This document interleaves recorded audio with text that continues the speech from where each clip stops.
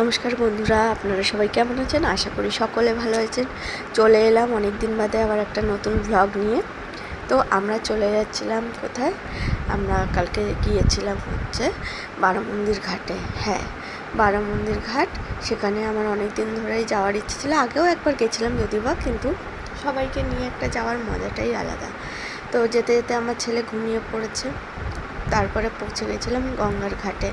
গঙ্গার ঘাটটা এত সুন্দর লাগছিলো, যেহেতু কালকে শ্রাবণ মাসের দ্বিতীয় সোমবার ছিল, তো অনেকেই এসেছিলো। তারপরে অনেকে বাবার মাথায় জল ঢেলে আবার এই ঘাট থেকে বাঁক সাজিয়ে তাদের নিজেদের জায়গায় নিয়ে যাবে।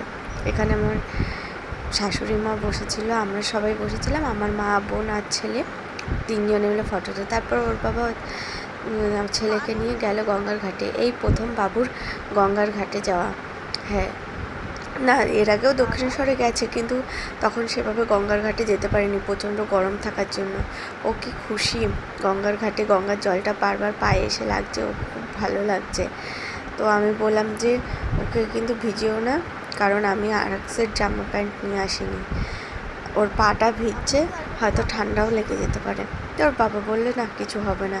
তাই ও ওখানে দাঁড়িয়ে দাঁড়িয়ে দেখছিল কীভাবে জল আসছে ওর গায়ের ধারে, পায়ের ধারে। দেখুন, ও আবার ওর মধ্যে পাও দিচ্ছে। দুষ্টুমির তো শিরোমণি একদম, সবসময় যেখানেই যায় দুষ্টুমি লেগেই থাকে।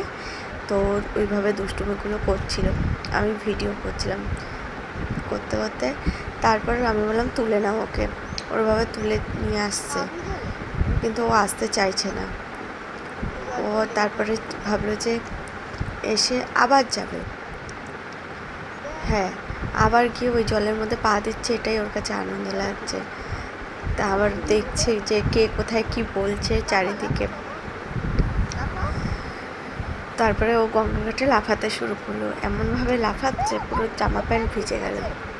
আমি বললাম না, এইভাবে ভিজিও না, কিন্তু তুমি, ও ঠান্ডা লেগে যাবে। ও কোনো কথাই শুনছে না। বললাম চলে আয়, ও উঠবে না, ও ওখানেই থাকবে। তারপরে ওকে জোর করে তুলে নেওয়া হলো। দেখুন, গঙ্গার ঘাটে যখন সন্ধে সন্ধে হয়ে আসছে তখন আরও সুন্দর লাগছে। এইখানে আবার মাছ ধরছিল কয়েকজন, দেখলাম অনেক কটা মাছ পেয়েছে।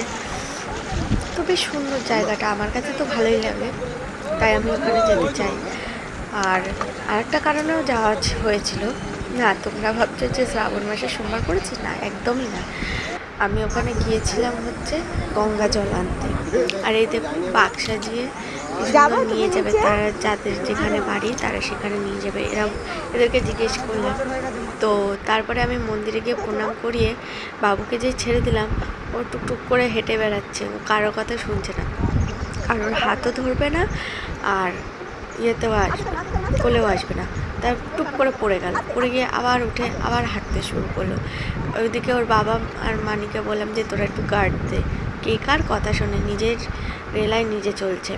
মন্দিরে একটা ফটো তুললাম, যেখানেই যাই জানো আমি ফটো তুলি, তো ভালো লাগে। এখানে মা, বোন, ছেলে তিনজনে মিলে ফটো তুলেছে। আমি একটু ওকে দেখাচ্ছিলাম যে ওপারে কতগুলো জাহাজ ছিল, কিন্তু ও বুঝতে পারলো কিনা জানি না, হয়তো পারেনি, কারণ এখনও তো অনেকটা ছোট। তারপর কটা ফটো তুললাম, ভালো লাগলে লাইক, শেয়ার, কমেন্ট করবে।